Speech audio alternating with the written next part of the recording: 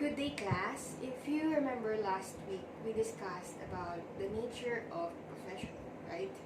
So today we will be going to talk about the foundations of education. Sounds old? Right, but this one is essential for us to understand the future topics that we are about to discuss. So what comes first in your mind when you hear the word foundation? That's what we will be talking about today. Let's start. Foundations of education refers to a broadly conceived field of educational study that derives its character and methods from a number of academic disciplines, combinations of disciplines, and area studies. So, foundations, ito yung pinagmulan kung paano nag-evolve, kung paano umusbong, umunlad, at yumabong ang pinagmulan ng edukasyon. Hindi lang dito sa ating bansa, kung hindi sa buong mundo. Kung paano yung edukasyon nung sinaunang panahon ay nag-evolve, kung paano naman yung edukasyon natin sa ngayon. Okay? That's what we call evolution of education from the foundations. Okay? First is the primitive education, or also known as the education for conformity. The aims are to survive and conform. So, para makapag-survive, para makapag-survive sa community. Contents, practical and theoretical education. So, nung una, it's all about theories and practical education. Methods, so trial and error and enculturation. As long as hindi pa nakukuha yung sagot, we need to try and try, even if it's error. So, walang mali sa pag-try and try. So, the proponents are primitives or mga sinaunang tao. These are about the historical foundations and early concepts of education. Okay? Next one is the Oriental education, or also known as education for the preservation of social stability. So, yung goal dito is to impress traditional ideas and customs. Ano ba yung social stability? Ito yung kalagayan mo in the society, stability mo in the society, kung ano yung estado mo ng pamumuhay inside the society, in the society. So, contents are moral and theoretical training. So, a while ago, it was practical and theoretical. Ngayon naman, moral. The methods are imitation and memorization. So, dito na pumapasok yung pag-imitate kung ano yung nakikita sa paligid. And na-evolve na lang siya. The proponents are Orientals. Next is Greek education, or also known as the education for the development of individuality.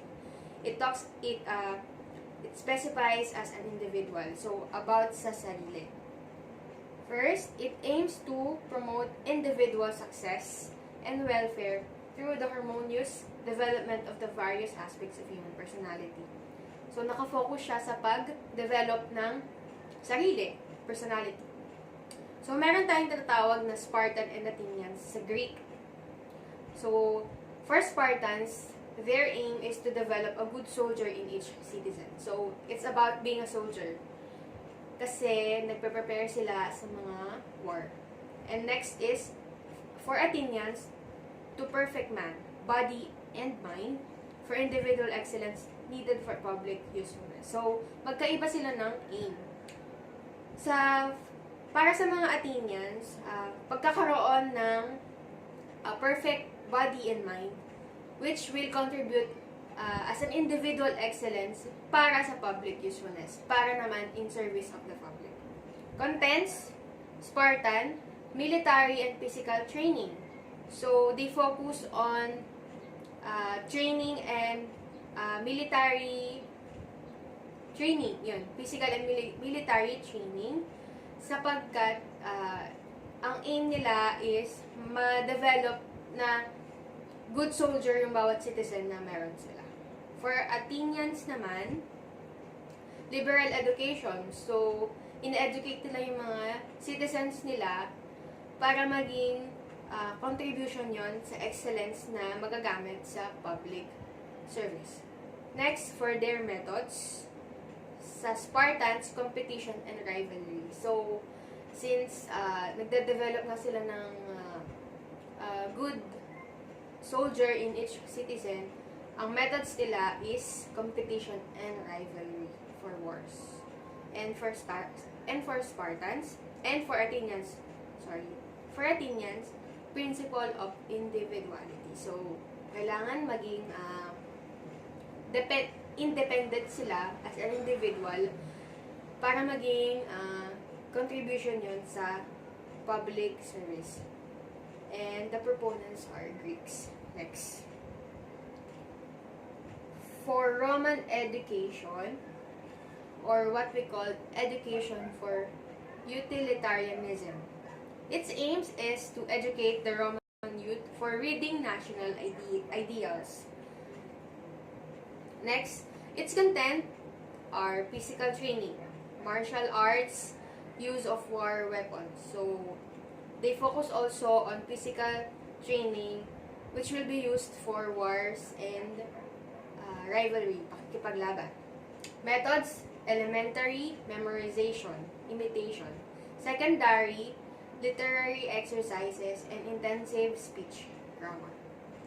Proponents are, of course, Romans. Next, education for rich or full life, or what we call Italian or individualistic humanism. Its aim is to secure rich and full life for each individual through contacts with the patient. Contents are grammar, literature, and mathematics. Ano naman yung methods nila? So, yung methods nila are true text study, written themes, self-activity, and self-expression.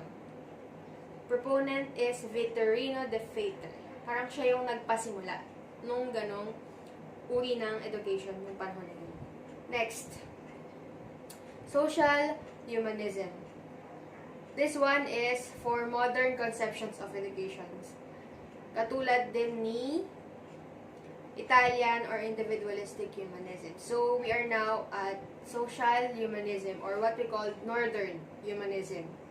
Its aim is for social reform. Contents niya, classical and biblical literature, so naging religious na. Nagkaroon ng pagbabago. And yung methods nila is individualized instruction, repetition, and mastery, motivation, use of praise, and rewards. So, individual pa rin, pero it focuses on religious things or matters. Proponent, si Desiderius Erasmus. Siya naman yung nagpasimula ng uri ng education na yan. Next is Reformation. Its aim is about religious moralism. So, nagsisimula ng maging convert to religious matters. So, kanina, nakita nyo, napapansin nyo, it's about physical, it's about mind and body, but now it's about religion. So, its aim is for religious moralism. The contents are physical education, character education, math, history, and science. Methods are, again, memorization, religious indoctrination. So, proponent nito si Martin Luther. Siya yung nagpasimula. Next. So, if we have Reformation, meron tayong Counter-Reformation. Its aim is to develop unquestioning obedience. So, ito naman, hindi mo kailangang mag-question, basta sumunod ka lang. You need to just obey without questioning. So, its contents are about religion, again. And the methods are adapting the lesson to the abilities, needs, and interests of children, renewing the previous lessons, repetitions for mastery and memorization with understanding, the use of textbooks. So, proponents ito si Christian Brothers and Jesuits. Next is formal discipline. It's still under modern conceptions of education. Next is formal discipline, or what we call education as training of the mind. Its aim is to train the mind through rigorous exercises in order to develop intellectual capacities para makapag-form ng character. To form character about the mental, physical, and moral aspects of humanity. So its contents are classical languages and math, physical or vigor of the body, mental power, and the moral or good conduct.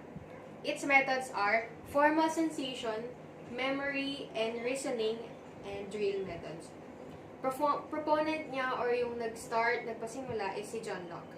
So those are some of the historical and modern foundations that up to now nagagamit pa rin natin dahil dun nga nagsimula ang mga foundations ng education. So, as per Eastern philosophies naman, which is related to historical foundations, we have Hinduism. So, what is the aim of Hinduism? To have a commitment to an ideal way of life, and its proponent is Mahatma Gandhi. Ano nga bang silbi ng Hinduism in education? So, in Hinduism, teacher shows the way and imparts knowledge by his own example, responsible for the student's spiritual welfare. So, nakasalalay sa teacher kung paano i-impart yung knowledge sa kanyang mga students. Next is Buddhism. This aims to believe in the Four Noble Truths and law of karma. Its proponent is Siddhartha Gautama. Buddhism and education. Education in Buddhism is rooted in faith. And dito nagsimula yung continuing education system. Next is Confucianism. The Confucianism believes in religious rituals in school. So, dito nagkaroon ng mga rituals sa school. Yung mga prayers or any gatherings about religious things. So, proponent niya si Confucius. So, Confucianism in education, nagkaroon ng five cardinal virtues. And, dito nagsimula yung civil service exams na meron tayo ngayon, which is in-improve lang ng in-improve. Next is Taoism. It has strong belief in Wu Wei. The proponent is Lao Tzu. And in education, Taoism emphasizes compassion and moderation and humility. And it comprises of physical exercise. Tao means a way of life, a philosophy advocating simplicity, frugality, and the joys of being close to the nature and being in harmony with the whole universe. Strongly believes in Wu Wei, which means let things come naturally. Go with the flow. Hayaan mong dumating ng kusa. Next is Zen Buddhism.